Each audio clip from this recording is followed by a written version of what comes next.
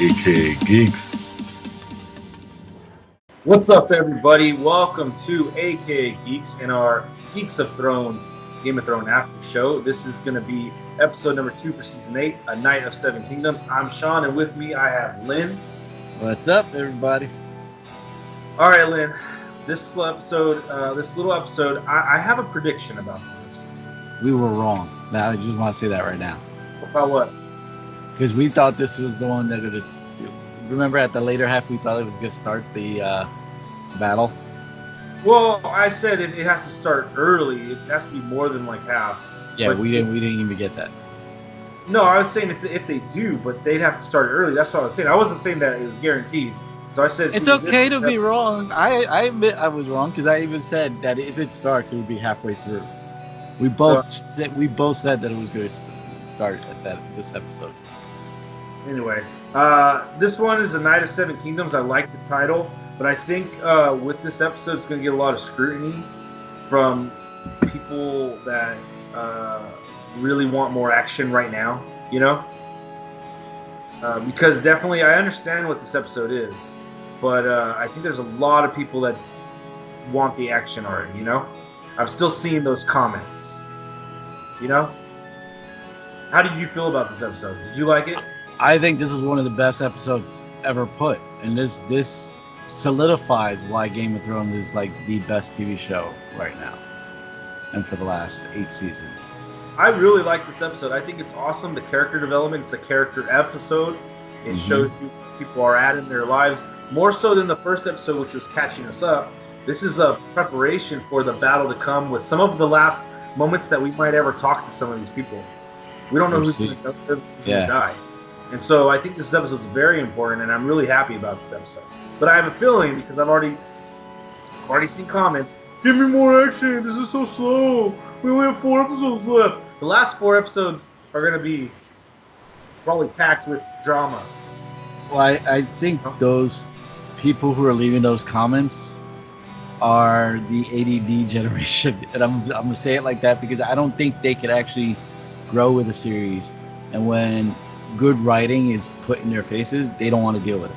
Yeah, they just want bang, bang, bang. And there's so much meat in this episode, it's not even funny.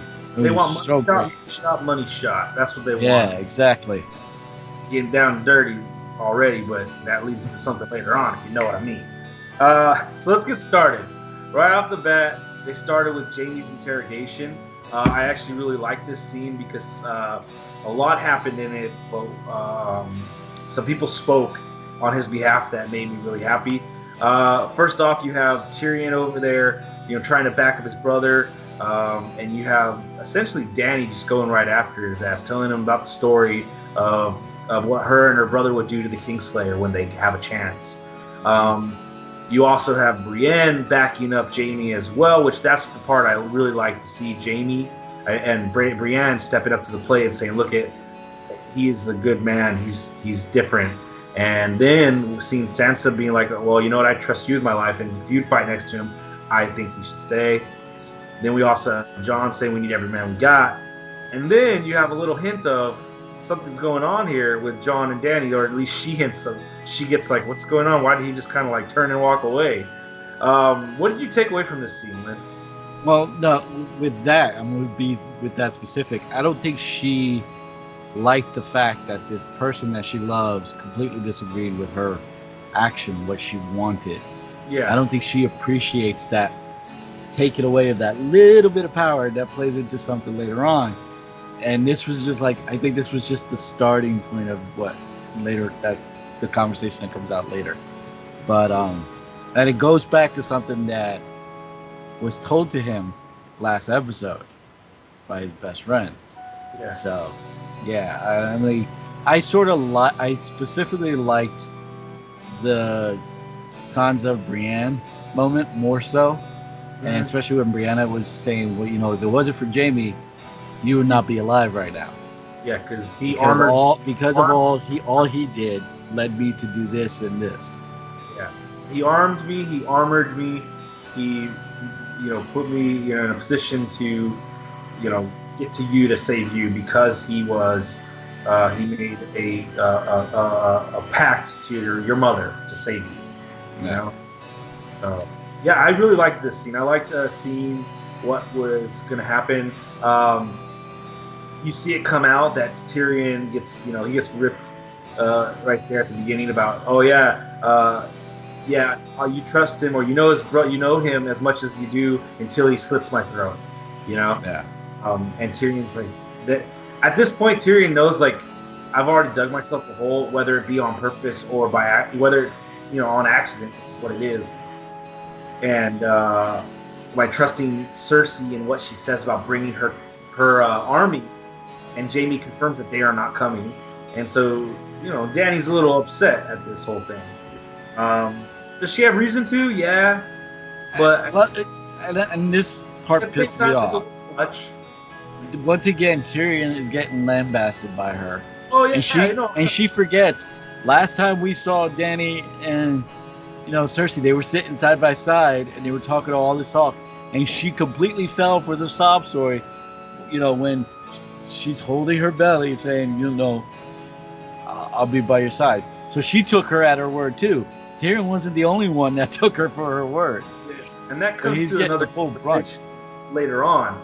But the interrogation goes well. They decide that they will keep him because they need every man they got. And like I said, the scene ends with Sansa getting up and taking off. And then, Dany and Jon gets up, and Dany gets up, and everybody else gets up. And Dany faces Jon, and he kind of just walks away kind of coldly, or what seems to be coldish. And so she's like, man, Boo didn't have my back, and he's acting cold now? What? Like, he didn't agree with me? Like there's already some things stirring you can see, right? So it goes to the next scene. And like we were saying, Tyrion, he's getting lambasted, right? We forgot about one thing. What's that? One of the best lines, one of 5, I would say, best lines in the night. And that's Bran talking to Jaime. Oh yeah, where he brings up the whole "I'll do anything for love." Right? What we would do for love. He quotes him from the first episode, "What we do for love," and that's a really nice throwback to episode 1, and it catches Jaime's. Oh shit, he remembers. He really remembers. So yeah, that's a good line. I like that part. It leads into something else later as well. Everything is starting in it's like the MCU. One movie kind of has some things in it that leads to other movies, So this scene leads to other scenes, which we'll get to the next one right here, is where Dany continues to rip on Tyrion, just rips him a new asshole, and telling him how he's wrong, and says either you're a traitor or you're a fool. And he says, I'm a fool. I made the mistake of trusting her and believing her because I thought she had something better, more to live for. She says, well, that's not good enough, and so she keeps on walking. And essentially, he turns to Jorah and to Varys and says, I think one of you might be wearing this, referring to his hand brooch before this war's over. Yeah, well, that's after she threatened that somebody would be in his position soon. Yeah, that's what. Yeah, and so I think it happens. He gets ripped a new asshole. He's not. Like I've said this about Tyrion, is like I don't think he's a bad hand. I think he's a very smart man. I think he's just that, like what he says later on, and he says that sometimes not everything just works out in his favor. Yeah.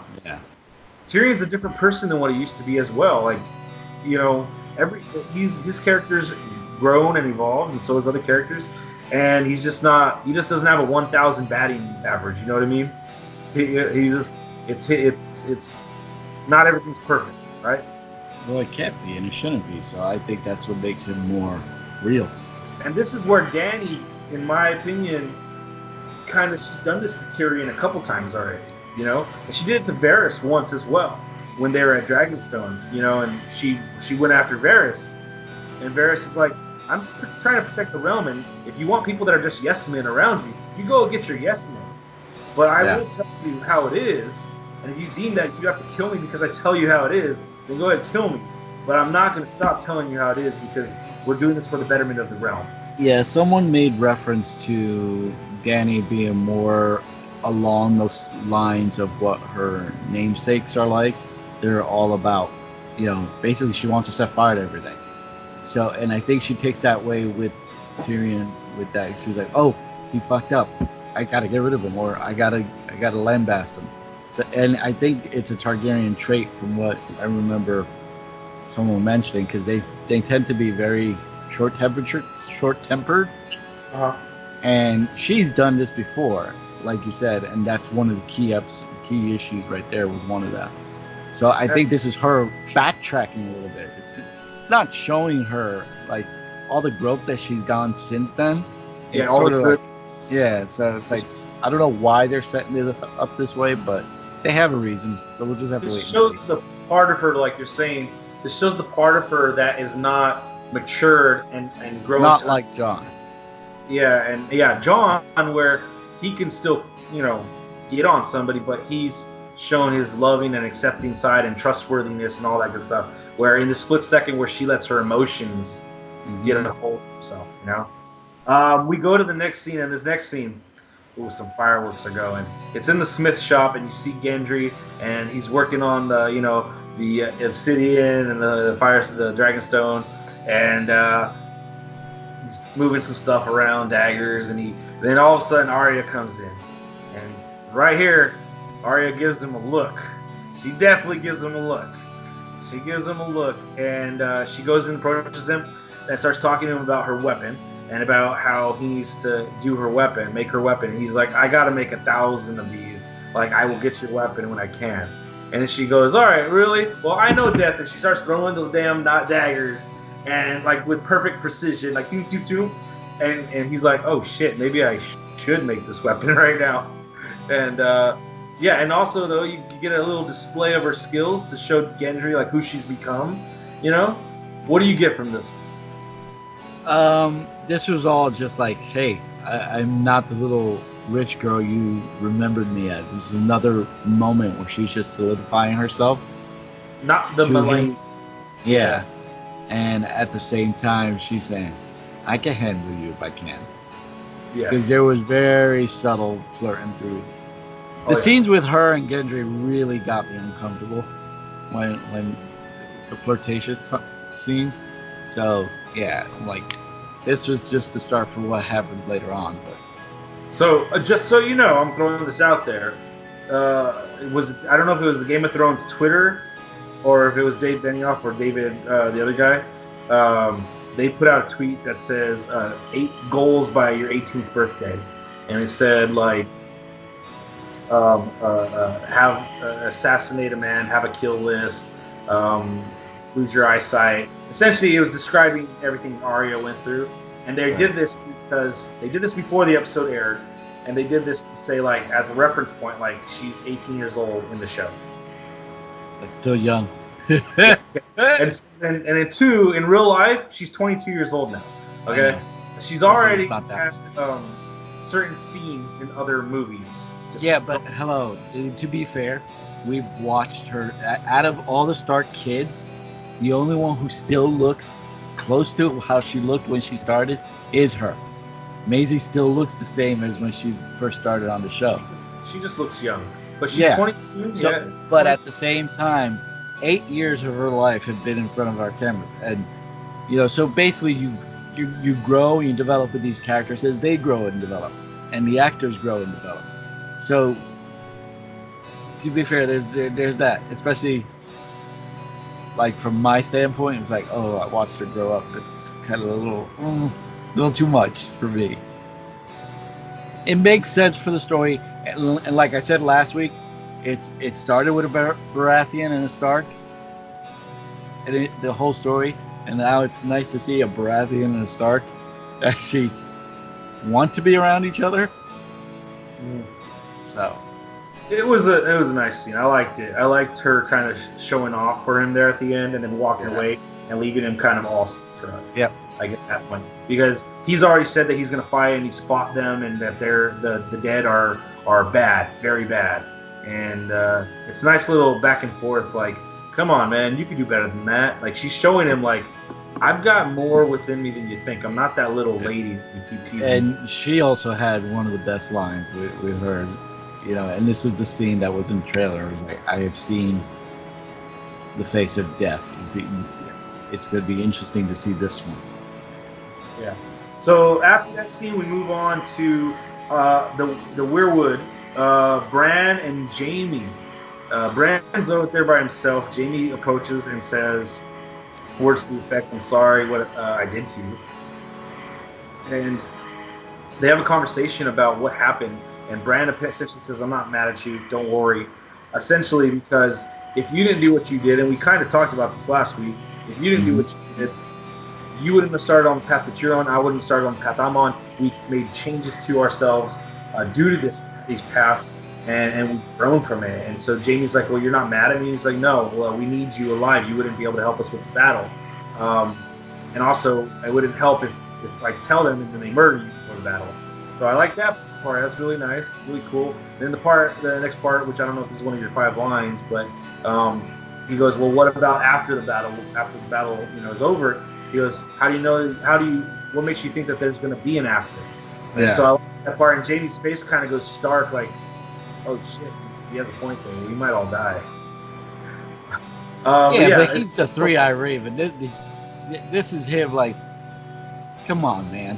You still know what's to come and what's come before. I think it seems like Jamie would be more understanding and believing of what Bran's skill set is, in my opinion. Yeah, but I think this might be a hint. Him telling Jamie that might be a hint that we will lose Jamie. Yeah.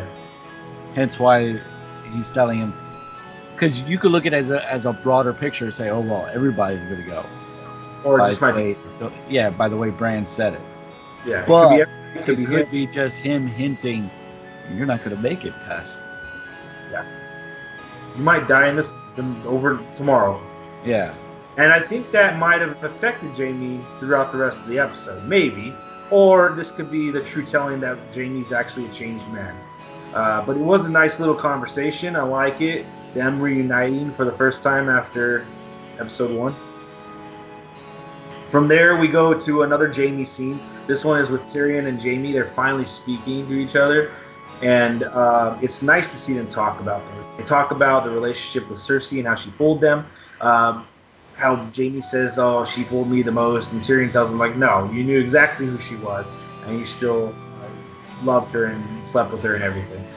We get the confirmation that she is pregnant. He says that, no, she is pregnant. That's real. So she is pregnant. I'm taking it for what it's worth. That his statement right there confirms she's pregnant. But she's the one who told him that. Yeah, but I'm assuming, just like other things, that it's confirmed off screen, and that's why he's confirming it on screen. That's what I still think this is her swerving to avoid what was said to her. So I'm going to keep it as like this is another one of her just messing with, because the only reason she would say to Jamie the way she said it is to keep him in check, to keep him in line to her. Yeah, but so I'm just gonna take it as his word. He's confirmed it. He knows she's pregnant, or she could have still lied. But I'm just gonna take it for what it is right now. That's what I'm just saying. So it could be a lie still, but he's confirming it, so it's confirmed she's pregnant. Unless they show us otherwise, it's just ha ha ha, I lied. But also, what happens in here is they're walking up to the top of the wall. And never thought I'd die in Winterfell. I always thought I'd die in bed with a woman's mouth. And Jamie finishes the line, of course, because he's heard him say it a million times. Mm-hmm. They're talking about that. That's another great line. Yeah.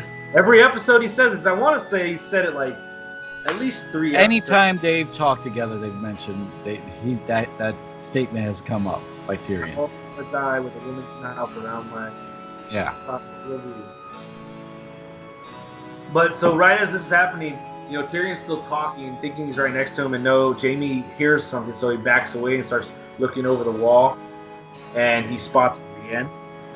So again, this is another transition to another scene that's just about to take place, where now Jamie goes down there, and Jamie goes to Brienne, and he wants to talk to her. At this time, we also see something that I actually really like, is that Podrick's actually shown improvement in his skill in fighting. As a swordsman, so it's really cool. So that gives me hope for Podrick of him surviving, maybe a little bit. But it's good to see him improve. Jamie goes to talk to Brienne. Brienne goes like, "What's going on? Something is wrong. You have not insulted me yet, and you never go longer than one sentence without insulting me." And so, Jaime says, I don't even know what you're talking about. And so he admits to her, look, I'm not the fighter that I used to be, but it would mean a lot to me to fight under you, under your command. And so Jaime, kind of bears his soul right there, and she kind of walks away and says she has to go do something. The dominoes are falling for them, I think. Not what I want. You want Tormund? Yeah, big babies. Yeah, big giant babies.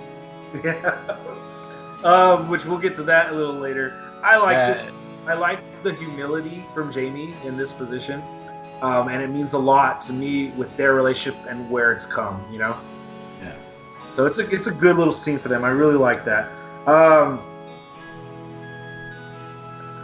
The next scene is now going to another scene to follow up what we were talking about with Dany ripping Tyrion a new asshole. It goes to Dany in her quarters, and Jorah goes in there to talk with her. He wants to speak with her, and so he suggests, I used to not like Tyrion at all. His mouth would move a mile a minute, all the way from Valeris to whatever they were at, Essos, and he says, I was very jealous and hateful that he was your hand because I hated him so much. But I realized, the more he spoke, the more I realized how smart he is and how much he knows about things. And he said he is a good hand, regardless of his mistakes. He owns up to them, and you need to give him a chance and forgive him. And she was like, he's like, you forgave me because you forgave me. And so this kind of snaps her out of her little emotional, let me get all over Tyrion. And it's nice. And he also suggests something else, which they don't tell us, but they allude to it they go to it in the next scene to talk to Sansa. But over this, do you like this conversation where Jorah's going with this? Yeah, because he's always been the one man that she loves and trusts, but also that token father figure. Yes. So this made sense for this to happen. It was like, girl, you better get your act together. So I like this. He did it. He spoke softly to her and reminded her, hey, everybody makes a mistake, but he's the only one that admits to the mistakes and grows from them. Yes. Don't be so hard on him. Yeah. That's what I really like seeing that, because Jorah made some severe mistakes, and even though he made those mistakes, his heart was truly in the right place. Once he realized what was going on, right? When he made the turn, he stopped being a little birdie or whatever. Yeah. So him being able to speak softly and just calmly and just say, listen, he's good for you. He's good for us. He's good for this whole thing. Don't get so hard on him. Forgive him. Let him grow from this. And so I like it a lot too. Like I said, this goes into Dany talking to Sansa to try to extend an olive branch. So it goes to a scene where Dany walks in the room and Sansa's talking to her. I don't know what we call him. He's not the Maester, but he's the whatever. I thought he was the Maester for Winterfell. No, he's not the Maester. Are you sure? Because he had the chains. He's not wearing. No, he's wearing armor. He's not wearing Maester's clothing. I forget his. But it goes to that scene. So he excuses himself when he has to speak to Sansa, and then they start talking about things, about how she thought they were almost on the same side with Jaime at the beginning, and how things changed when Brienne, mentioned things, and they talk about how you thought you knew your sister, and I thought, and how things are so similar between them, and also how their families are so chaotic. And they also said that they also have something in common, that they both love Jon, as it's her brother and her lover. And I think they're really starting to connect a little bit. But even then, when they're trying to connect, and Sansa's even opening up a little bit, she still says the one thing that means the most to her and her people is, what about the North? We took our land back because we took our home back because it was taken from us, and now when you're on the Iron Throne, what are you gonna do with us? And Dany realizes oh shit, I don't have to me it was I don't want to make this decision right now based on this conversation. You know what I mean? Well, I was okay with the beginning of this, but I was more impressed with the ending of this conversation because of Sansa. But you know what? We don't want to bend the knee to you. Yes. So you need to understand, when this is all over, Winterfell needs to be the Kingdom of the North, and that's it. And I think it made perfect sense for her to be like, hey, this is what I want. This is what I want for my people. And Dany pulling away shows back to what was hinted to Jon. It's like, would she be as understanding? Sam says, what Jon would do is not necessarily what Dany would do. As much as Dany might make a great queen, she has some drawbacks. Yeah. So, as this happens, though, someone comes in to interrupt them as well, the same guy. And he says, Sansa, Marguerite, whatever, you guys have to come. As they go out into the hall, it's Theon. He's there with the Ironborn. And Dany asks him about his sister. He says Yara is sailing back to the Iron Islands to take him back. And she's good and everything's happy. And she tells Sansa, I would like to fight here to protect Winterfell. And we all know this is because he wants to redeem himself because he did all the things he did when he took Winterfell. And Sansa is very happy that he's back because Sansa, he saved her life, remember? And he was going to give up his life for her until Brienne came, remember? And so I think him and Sansa are a lot more than it's a lot more than just savior and they have the history as a family. But not just that. I think it's grown off kiltered, and I'm not saying it's full out love a la Jon. But I think there's some hidden there that made them still connect no matter what situation they were in. The hidden thing is Bolton, is Ramsay Bolton, and what Ramsay Bolton did to her. Both of them. Did to him. Yeah, but I think they have a deeper connection than just that. I think it's grown from that. Yeah.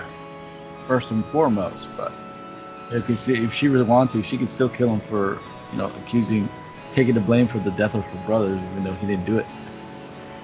And it's a good moment. It's nice to see Sansa crack the shell a little bit. She's been so, and she actually starts crying, and she shows it. So it's really nice to see that. I like that. It's good to see Theon. We at least myself was thinking is he even redeemable? At the end of last season, is he redeemable? And hopefully, it seems like he's starting to make that path to be redeemable. I think his road to redemption started a while ago with the whole situation with Bolton and him slightly pulling away from underneath his control. So I think they slowly with him, but he's still redeemable. I don't think he's gonna make it to the end, but I don't think so either. I think he's gladly gonna give his life to save Sansa. I can only see it for her. For Bran, he'll do it for somebody. That's true because of the one thing you mentioned. Yeah. So up next, after that scene, we got a scene where they're outside in the courtyard. It's Ser Davos, and he's serving food. And he's talking to a gentleman that's like, I'm not a warrior. What do I do? And then he's like, well, I'm not a warrior either. I've survived the Battle of the Bastards, the Battle of Blackwater, and but I was able to do it, and I know essentially you could do it too. That guy over there will outfit you with weapons. Go ahead that way. Yeah. And Gilly's like directing, helping people out, and telling them where to go to be protected in the crypt, and then it brings them together. And there's a little girl who's she's scarred up, so I'm sure it reminds Ser Davos of Baratheon's kid, Stannis' kid. I forget her name, but it probably reminds her of her because she has the scarring right here on the face. And there's a moment where she's like, my brothers were warriors, and I want to be a warrior. I want to protect them. And then Gilly does a really nice little injection here where she does the whole, there's families down there that need your protection. I thought that little girl was so endearing, and I think Davos, it hit him hard because her scars were burns. Yeah, he still went back and thought of his little girl because that's what he always referred her to, but she had the grayscale. Yeah. But and I could see that was such a heart punch for him, seeing this little girl wanting to fight and be so bold. Gilly helped save him in that moment because at that point I don't think he knew what to do or what to say. Yeah, he didn't. And so he kind of then rolls with the punches and says, yeah, they'd be very happy if you were in there. And meaning for you're in there to protect him. She goes, all right, I'll do it. I will protect you. crypt. I will defend the crypt. And so it was really sweet, and it was a nice little moment for those two to connect. And they looked at each other and smiled. They're like, "Thanks for the assist, buddy." You know. Yeah. I think it's a really good scene. There's a lot of these scenes in this episode where they build on the characters, they build on the relationships with the characters in between them. And also, we get these moments, these last moments, possibly with certain characters. And as I was saying, the Ironborn might die. Theon might give himself up for Bran. We go to the war room now, right? So in the war room, they're talking about the plan, about how are they going to defeat them. Jon tells them that if the Night King goes down, they will all go down. That's so we have to get him. He's the best. That's the best route, so we don't lose a lot of men, right? And then they go, how are we going to do that? Obviously, Bran speaks up, which is, good job, Bran. He says he will go after me wherever I'm at. He's done it multiple times. He's always done it as me as the Three-Eyed Raven. So when he started saying that, I was like, this is like throughout time. And this is something that I've been talking about for a while. I don't know if this is even going to happen, but I've always felt like that old man was Bran. Or the Three-Eyed Raven, it's the persona is always the same. Oh, the old, in other words, the older Three-Eyed Raven was Bran? Yeah, or whether it's either physically him through some time travel, or it was like the persona of the Three-Eyed Raven is always this. It's like it goes from one person to the next, and it's the same person. Right. Does that make sense? Yeah. So I akin it to Doctor Who, where each doctor. Yeah, sure. That's the way to put it. Yeah. Or James Bond. No. Or James. Yeah, same kind of thing. But anyway, so he says I have his mark. He always comes after me. I'm the Three-Eyed Raven. He always just come after me. Yeah, so that mark was done on Bran. Yeah, the mark on that Bran. he shows. Yeah. And when he was warging and walking. Yeah. Which, I have all these theories, and I've read the other theories, and I want to see if any of them will come true. But at this point, they say we're going to use Bran as bait, and Theon offers himself, him and Ironborn, to protect Bran in the weirwood, where the weirwood's at, the tree. And they say that we need to stay protective of Bran, but not too close, because otherwise it'll scare off the Night King. So they want to draw the Night King in, essentially, and ambush him. All this is happening, and things are kind of being said that kind of deliver more information about the situation, about the Night King, about Bran, about other things. And then, as everybody disperses, Tyrion kind of looks at Bran and says, "You have an interesting story. I'd like to hear it." He goes, "It's very long." He was like, "Oh, if only we were locked in a castle with nowhere to go," or And so I wonder at that point if he hears all of Bran's story. You know what I mean?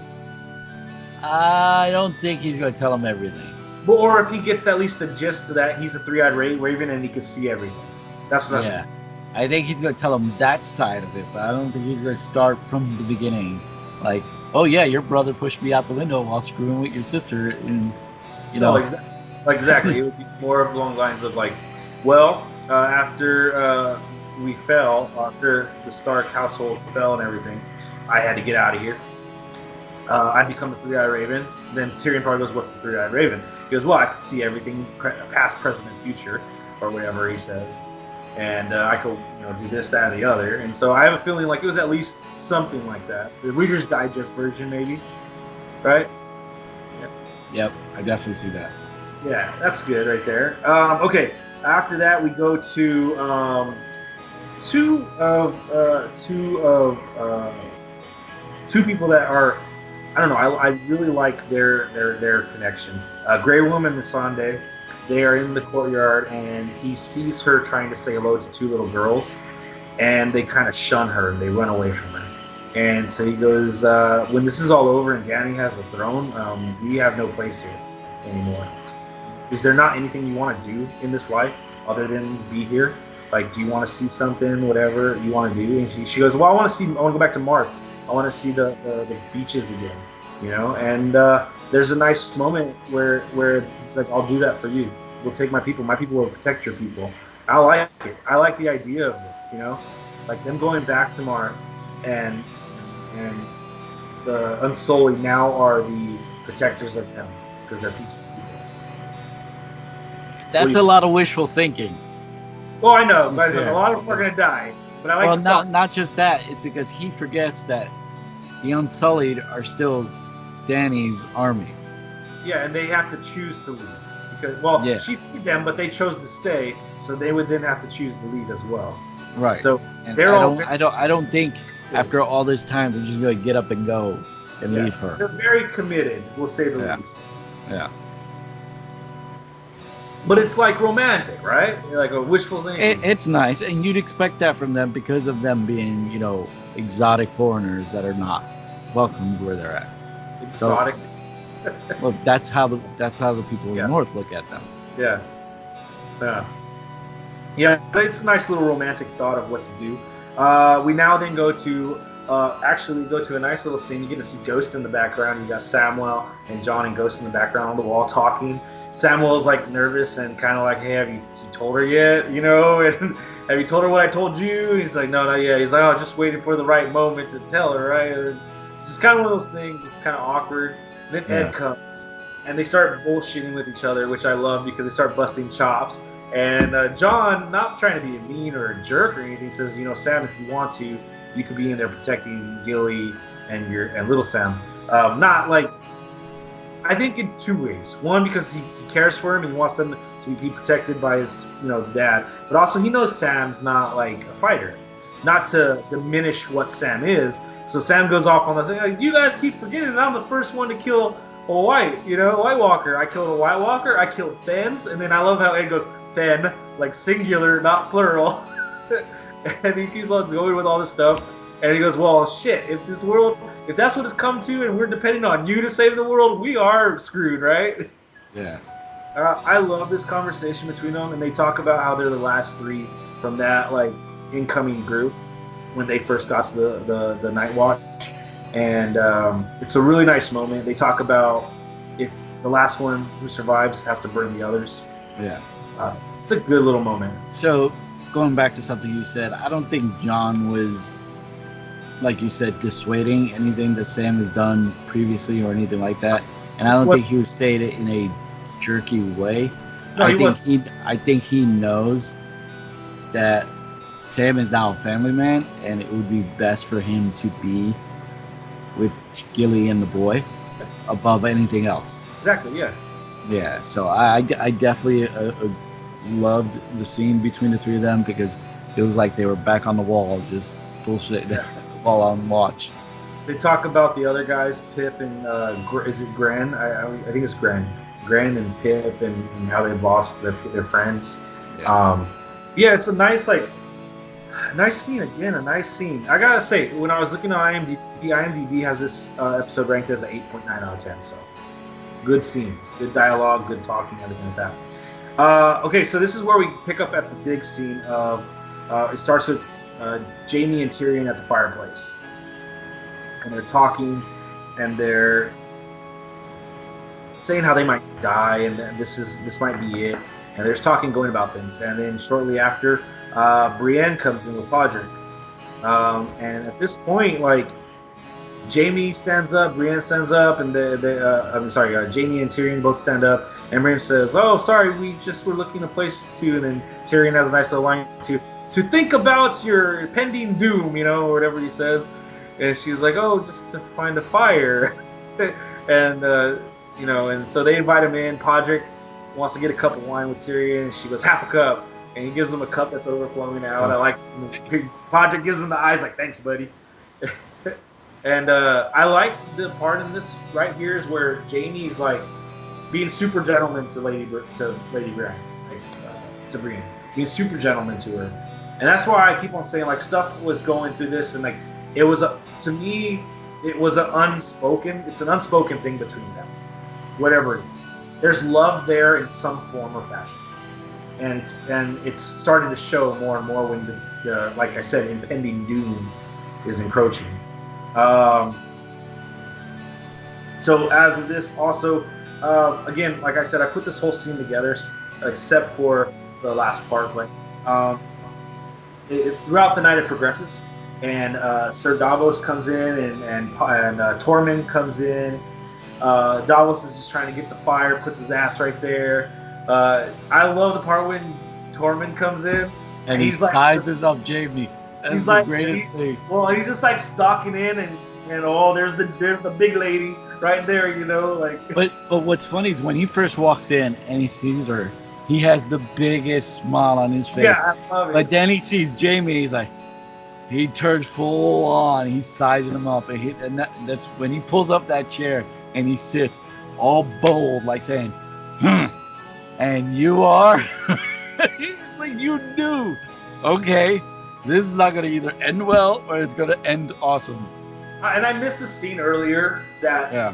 Ed and Tormund and all of them arrived at the castle. Obviously, I missed that scene earlier, and when they arrived, it was really nice because they're all happy to see each other. And John's gonna go hug Ed, and then Tormund comes and like tackles his ass. Yep. And he's like, "Oh, I thought we were gonna lose you, my pigeon. What does he call him again? My crow, my little crow, my little crow." Yeah.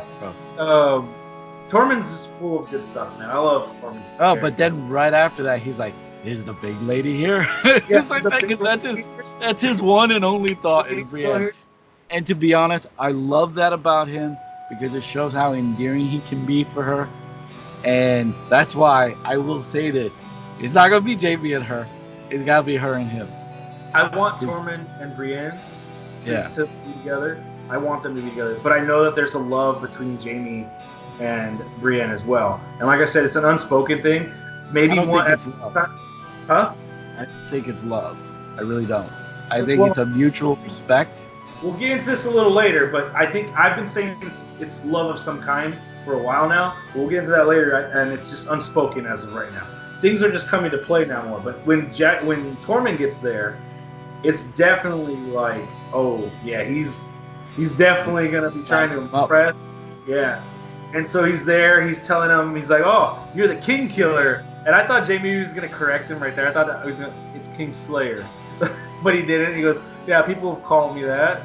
And he goes, "Yeah, people call me Giant's Bane." And he tells him the story about why he's Giant's Bane because he freaking killed a giant and then sucked on the tit of the wife because he thought he was the baby. At first, he mentions that he, took the giant's wife. And when she woke up, she thought he was a baby, and so she nestled him to her boot for, what was it, 3 months? 3 months, I think he said. And yeah, he goes, "That's why I'm so big and strong, because I got giant's milk." Oh my God, I pissed myself. And then they go, "Do you want some?" And the Davos goes, "I think, wait, no." They go, "I'll have that drink now." Wine? He goes, "No, I brought my own." He's got his horn with his sour goat's milk.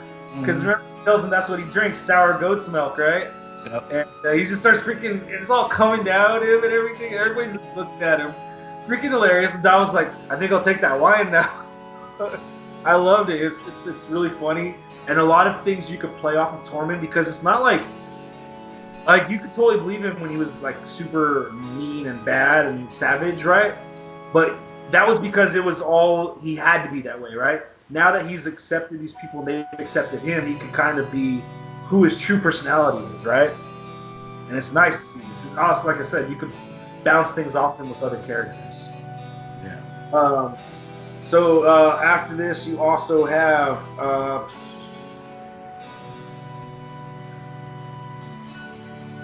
okay. So I don't know if you want. We can go on this right now.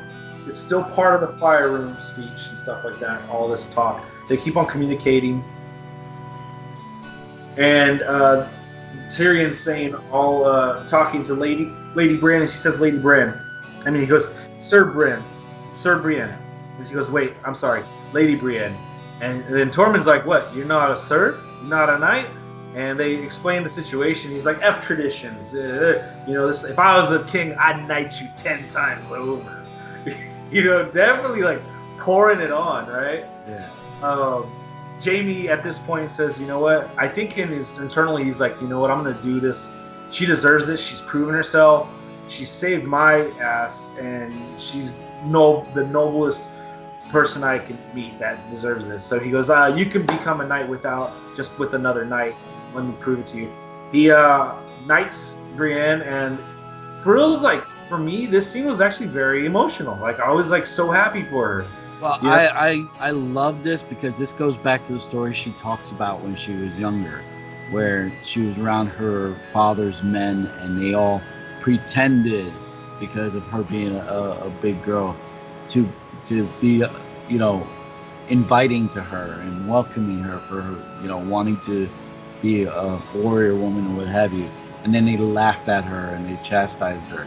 And now here it is, fast forward to this point in time, and she's surrounded once again by men, and it's a different situation where they have accepted her, they have welcomed her fully as she is, who she is. And now the key pivotal is Jaime saying, you know what, you don't need a king to be knighted, another knight can knight you. And for him to take that, that was like it sealed the deal for her, as there's no way I could never not feel unaccepted by these people. It's total valid. It was an emotional scene, and it really got me. I felt so happy for her, and you could tell her she was like holding back tears. And then I can't remember if any of them did come down, but I know you could see her eyes starting to water up a little. But she was holding back so much, and then Tyrion, salutes her and calls her, Sir Brienne, Knight of the Seven Kingdoms, which is the title of today's episode, which goes into this point. Great scene from this. I just love how our Big Red was the first one to be like all up. He was like clapping. He was like, yeah. He was up there like doing it. It's a good scene. I love this fire scene. I hope that the writers send this episode off to for Emmy nominations and all that stuff. And I don't know who they're gonna send it off for, but send it off for somebody, right? Let's go on from the last part of the fireplace to the next scene, which is it's Hound and Arya. Arya is walking on the wall. She finds the Hound. She asks him, "What is he doing there? Like, you've only ever fought for yourself. When was the last time you fought for somebody else?" He says, "I fought for you."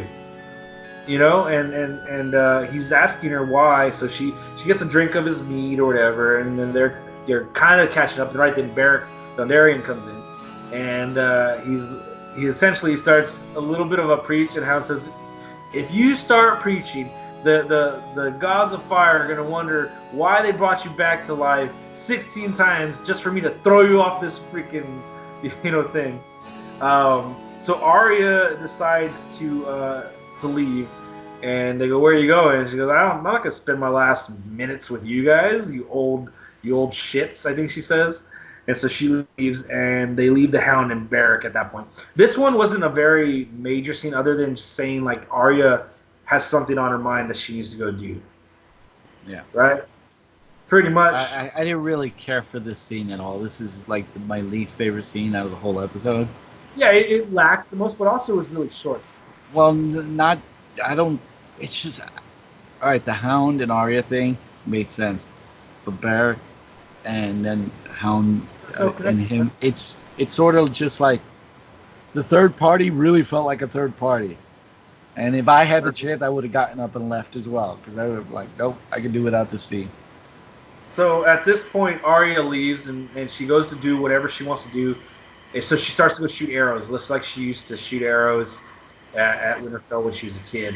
And she starts to practice, and that's when Gendry comes with her staff, with dragon stone on both sides, dragon glass on both sides. We didn't see the I don't know why, but we didn't see the other end. They kind of. No, because when she's spinning it, you don't see the butt end. It's not a good look at it. It looks like dragon glass to me, but we'll have to see. I'm going to wait till it's fully in action before I assume. I don't think both sides are going to be dragon glass, because it was a rounded off end from the picture. So dragon glass, you would expect it to be a point. He brings it to her, and at this point, Arya starts asking her some questions. And she's taking off her gloves, and I'm like, oh shit. I was watching it with my girlfriend, and I was like, it's going to happen, babe. And this is making Lynn uncomfortable right now. Yeah, I really don't want to talk about this scene, because I could do without this scene. So finally, like, Arya's in this point where she can let her humanity show and take a moment to take it in. She asks if he's been with anybody, and he says, I've been with 3, after some pushing by her, because she knows he's blind or whatever that he knows. And so they have sex, and it's because she says, I want to know what it feels like before this. I might die tomorrow. It's a very human thing. I like it. It is what it is. I know you feel uncomfortable. Yeah, it is what it is, and I've said my piece. I understand it, but I What don't is know if this served a purpose. Is what I want. I think The it is. truth of the matter. It I further. really don't. I think this could have been. This part could have been settled after anything, if there is an after for either one of them. So I don't think. And for all we know, this might not even be in his final book like this. So props if he changes that. Everybody might survive, but at the same time, they all might die. So Right. to me, it humanizes her at this in this moment from being this Oh, I cold-blooded. saw nothing humanizing. I thought she was being herself, saying, "Okay, I'm taking charge. I'm Yeah, taking what I want, and that's it." That's not humanizing. That's more like her being upfront and forceful, and just being very stoic about the whole thing. It wasn't very. the humanizing part is her wanting to know what that is like before she dies, about accepting that she might die. When she's always been, uh, not today. I will not die today. Death. Will not take me today. That's what it is to me. I think it's okay. It is what it is. It shows a different side. It furthers their relationship, obviously. So something if there is an after, Yeah, yeah, if I agree. their relationship. But yeah, we have that, and we go from there to outside back again in the courtyard area where Samuel's there. Samuel's walking out, and he hears some conversation between Jorah Mormont and Lyanna Mormont. They're cousins, and he's telling her like, please, like, go to the crypt. What about our name? You need to survive. She continues to then go, look, I got to fight with my men, and so this is gonna happen. Good luck out there. We will hopefully see each other. Samuel goes up to him and says, look at Jorah, your father taught me how to be a man. This is my sword from my father. It's mine. It's going to be in my family, but I think you deserve it. At this point, he passes it on to Jorah, and Jorah takes it and I will fight in his name, and and everything like that. I think it's a really nice thing, but at the same time, it's Sam did it because he's going to go protect his family. He's going to go be in the crypt with his family. He knows that it could be useful for like Jorah. But it is a really nice little kind uh, gift, I guess you could say. I think that just sealed Sam and Gilly and little Sam to their doom because what's Sam going to protect him with? He doesn't Maybe have another weapon. dragon glass dagger or something. We'll see. So here's where we get back to the fireplace. They're talking about how that they might all survive. Tyrion's talking about it. He says that we must survive so many battles. He talks about all their battles that they've survived. At this point, he says, "What do we do now?" And so he says, "Does anybody know a song?" So Podrick starts singing, and you said, "Did you know the song?" The song is called Jenny's Song. It's not the first time that this song has been in the show, and Okay. it's from the book. And I was watching a Nerdist thing about the song, Okay. and it seems like it's a hint of what's to come at the same time of what's come before. Because Jenny's song talks about what supposedly is the Targaryen king who falls in love with a girl who dissuades a Baratheon girl that he was supposed to marry, falls in love with Jenny. And the whole thing is that Targaryen king is the White King. The Nerdist video that I saw fills it out better, but it also talks about how she dances with the ghost of people she's lost, and also for the people that she's with. And so that's in reference of everybody who we've lost before, like the early Starks and what have you, and anybody who's come before who's died either to White Walker or some other death. Yeah. And then at the same time, it also hints at the relationship between John's parents, and also mirrors that to John and Daenerys. How they're both of illicit love that was never meant to be. So Well, Jenny's song is it's actually something from the books.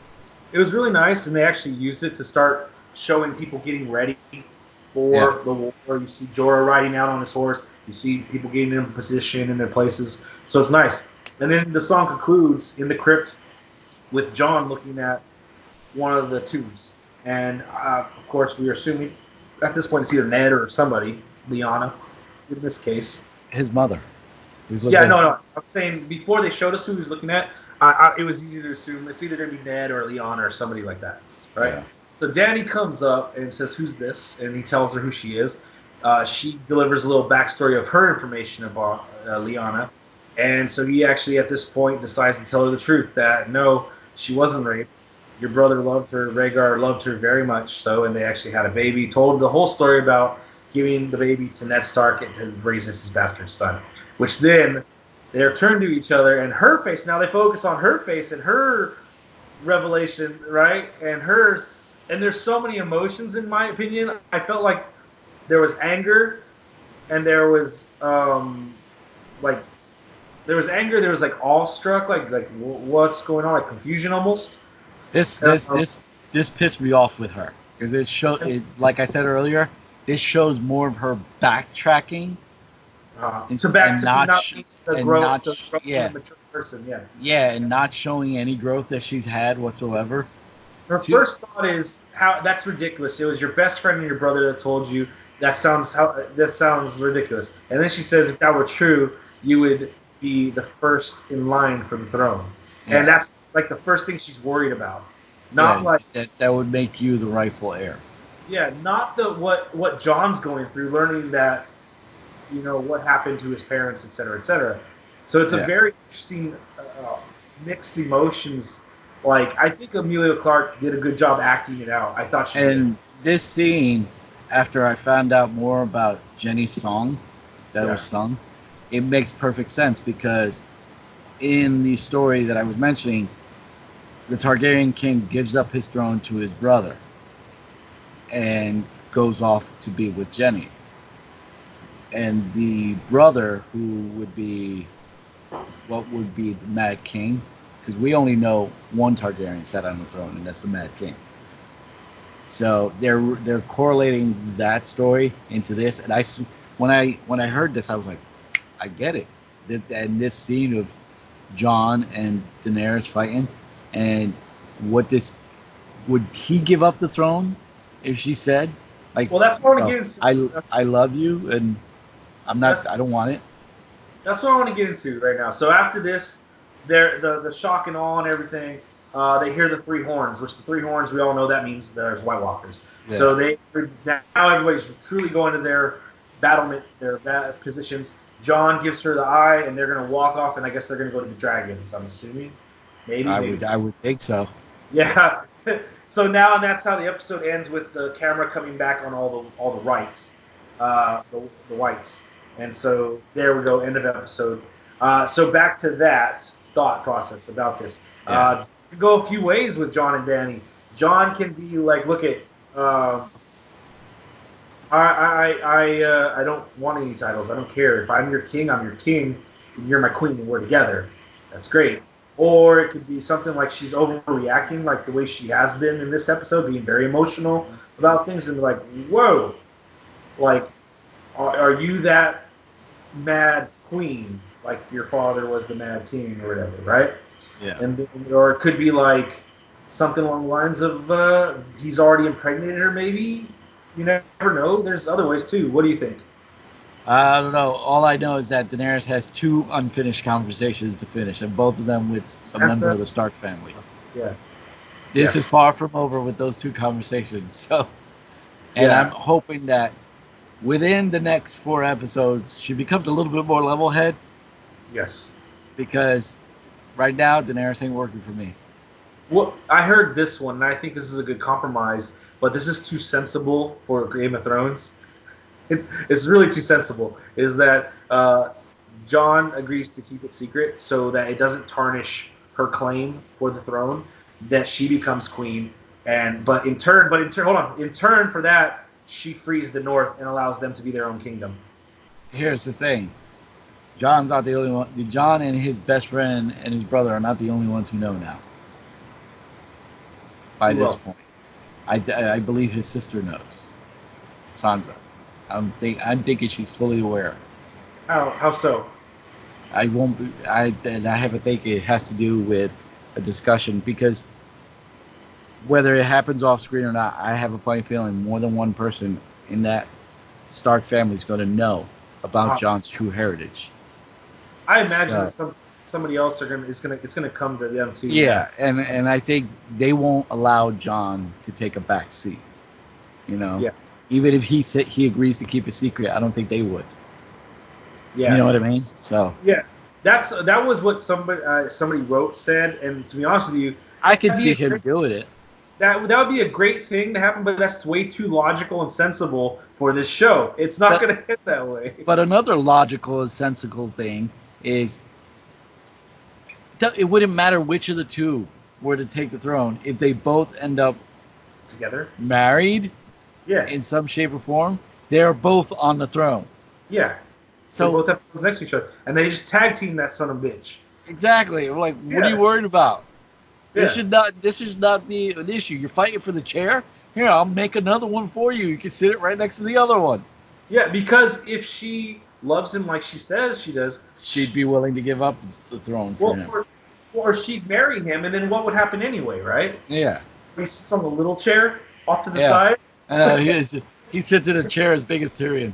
Yeah, so it's one of those things like they there's sensible answers I think to this, but I don't think the show is going to go sensible. It's not going to go Well, sensible. I think this is going to be a wheel of time type thing where it's just going to evolve. Definitely, you definitely cannot solve the issue now. You have to kill. You have to get to the Iron Throne. You have to survive to get there in the first place, right? Yeah, don't worry about the Yeah, damn piece of furniture that you're so invested in. Worry yeah. about making it to through the White Walkers. So there's that. That ends the episode. What do you think we're getting next week, other than the battle, the biggest battle ever recorded, whatever, yada yada? I think we're going to be heading back to King's Landing or even the Iron Islands. They're going Retreating. to, yeah, because I think because this is the first of the longer ones, so they have to fill it up. We're not going to stick to just one area again. So Yeah. I think we'll see probably the Iron Islands first, then King's Landing. Any main character deaths? You think? I think. I think there'll be quite a few, but I think it'd be like in between a whole bunch of other stuff. Yeah. You know, I wouldn't be. I would not be surprised if like Theon dies defending Bran in where Bran is bait. That's what I was getting at earlier. Is like that could totally be where he dies. He gives up his life to redeem himself, and he comes full circle to save Bran. to no avail. I don't think Bran's gonna make it out because if the White Walkers are the end all be all to the finale of the show, they cannot go. They have to succeed in Winterfell. But here, the thing is also too what they spoke about was that if Bran dies, what Samuel was saying, like you are the knowledge of what it means to be alive and be not Right, dead right. because you have the stories and this and that because you're the three-eyed raven, and they want to kill you, and so I get what you're saying about Bran because he's in such a precarious position, being in a wheelchair right there. Well, But at the same the time, I reason find it hard for them to kill him so fast. I don't know. I just have a funny feeling that obviously you can't kill the White King. I'm sorry, it's not happening this I don't think it's episode. happening either. I don't think it's happening. I think it's going to be a retreat. I think it's not going to be like a complete loss, complete and utter loss. But I think they're No, going to. I think they're gonna lose Winterfell, without a Yeah, they're doubt. going to lose Winterfell, but I'm saying I don't think they're going to. Their whole army's going to be demolished.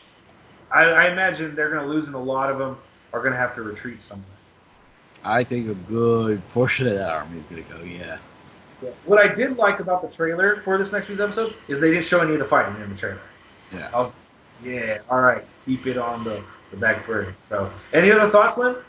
No, I think that's pretty much it in a nutshell. All right, cool. All right, Solid guys. episode. Yes, very good episode. Submit it to the Emmy board or whatever for some Best Actor, Supporting Actor stuff. David Nutter did a good job on directing this episode, I think. One of the better ones. Yeah. All right, guys. So thank you for joining us. It was a great episode. Remember to join us next week. Go ahead and find us on all of our social media. Lynn, anything else you want to say? No, just let us know what you think. What do you think was the best line of the night for this episode? Love to hear it. All right. So for Lynn and myself, thank you for joining us, and we will see you guys next time. Thank you. Peace.